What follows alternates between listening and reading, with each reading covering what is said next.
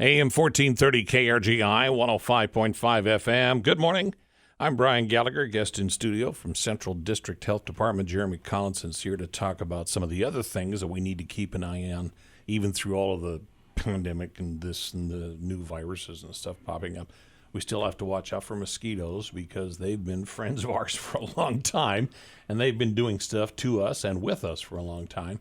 And the key thing to keep in mind is mosquitoes are the key carrier for the West Nile virus, and that's something that our society has dealt with for a while, and that can really be a problem. Now, so far, minimal or maybe almost no cases reported, but that doesn't mean let your guard down.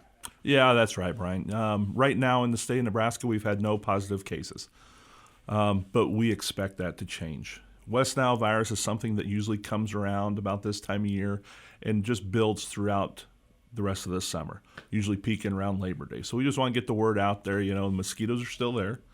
West Nile, we do expect it to show up sooner or later.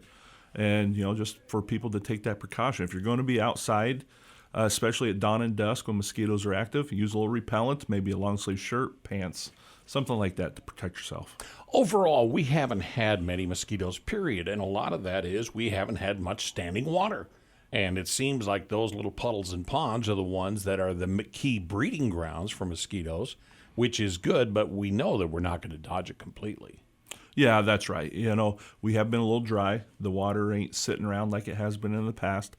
And also out there, we want to send that reminder out. If you do have standing water in your yard, let's say it's in a bird bath, maybe it's in a 5-gallon bucket, some kids' play equipment, something like that, dump that water. Right now at the hot temperatures, it's going to only take those mosquitoes, a handful of days, maybe up to a week to reproduce a whole new batch of mosquitoes. So just keep that water dumped out, keep those breeding places limited.